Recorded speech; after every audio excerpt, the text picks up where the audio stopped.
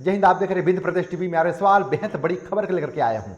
बात करूं मध्य प्रदेश में देखा जाए तो आउटसोर्सिंग प्रथा सबसे ज्यादा देखने को मिल रही है, लेकिन बिजली विभाग में जो आउटसोर्स में जो कर्मचारी हैं उनके लिए बेहद बड़ी खबर है।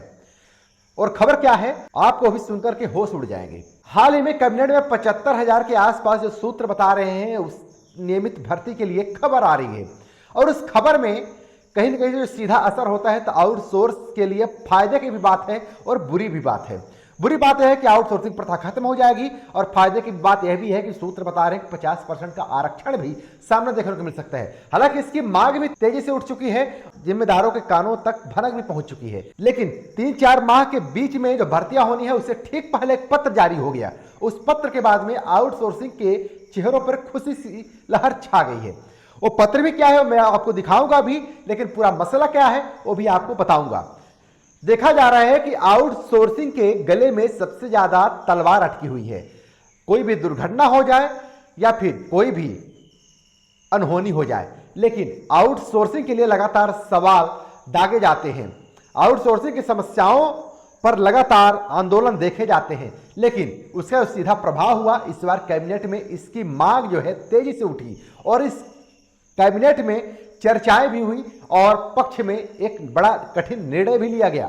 हालांकि आउटसोर्सिंग प्रथा को समाप्त करने की खबर आ रही है, उसके बीच में लगभग 75,000 भर्तियां नियमित रूप से की जाने की भी बात सामने आ रही है। हालांकि मध्य प्रदेश में देखा जाए तो बिजली विभाग में लगभग 40,000 से ज्यादा यानी 40 से 45,000 के बीच में आउटसोर्सिंग कर्मी काम कर रहे हैं, और इस बीच में 75,000 की भर्ती होना यानी बिजली विभाग को दुरुस्त करने की सरकार की योजना है, जिस पे आउटसोर्सिंग प्रथा को समाप्त करके और इसके लिए इसके जगह पर नियमित भर्ती की जाने का भी प्रावधान का कैबिनेट में चर्चा हुई। लेकिन जो आउटसोर्सिंग के मन में जो डर था कि आखिर ये बाहर हो जाएंगे तो करेंगे क्या, उससे पहले United forum for power applies engineer का एक पत्र भी जारी हुआ, और इस बात को अवगत कराया गया जो पिछली गलतियां हो चुकी हैं। क्योंकि जो पिछली भर्तियां थी उसमें आउटसोर्सिंग का नामो निशान नहीं था, लेकिन इस बार आउटसोर्सिंग प्रथा को खत्म करने की जिस तरीके से योजना है, बिजली विभाग में अच्छे कर्मचारियों अनुभवी कर्मचारियों के लिए जो जगह बनाने के जो प्रयास है, उसके लिए ये जो पत्र है, इस पत्र में जो शॉर्टकट में बता दूं, हालांकि आप वीडियो रोक करके भी आप पत्र को पढ़ भी सकते हैं, जहां पर कम से कम 18,000 की वेतन भर्ती होने से पहले करने की बात हो रही है, और दुर्घटना होने पर 20 लाख की दुर्घटना बीमा की भी बात हो रही है। लेकिन इतना ही नहीं, जो आगामी जो भर्तियां हैं, जो सूत्र बता रहे हैं कि 75,000 से ज्यादा की जो भर्तियां होनी है उसमें 50% का आरक्षण आउटसोर्स कर्मियों के बीच से मिलेगा।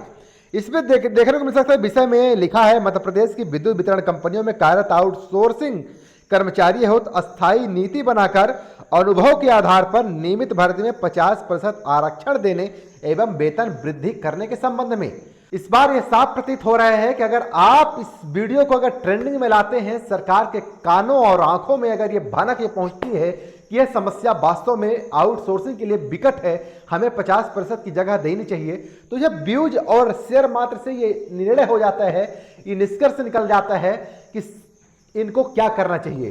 ये आपके ऊपर निर्भर है कितना आप शेयर करते हैं, कितने व्यू चलाते हैं, जिसके आधार पर मध्य प्रदेश के जो जिम्मेदार हैं वो कहीं न कहीं इस पर एक्शन लेते हैं वास्तविक समस्याओं पर। ये तमाम कैबिनेट से ये सारी खबर निकल कर आ रही है।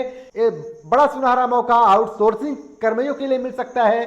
75,000 नई भर्तियों में शामिल होने का एक बड़ा मौका मिल सकता है, और कहीं न कहीं से आरक्षण की जो बात हो रही है, 50% की जो मांग की बात हो रही है, अगर यह पूरा होता है तो कहीं न कहीं से एक बड़ा गोल्डन चांस आउटसोर्स कर्मियों के जो गले में जो तलवार अटकी हुई थी वो भी उतर सकती है।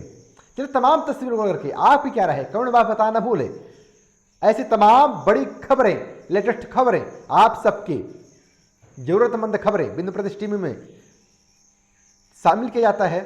लेते हैं विदा। मेरा सवाल बहुत बहुत धन्यवाद। जय हिंद।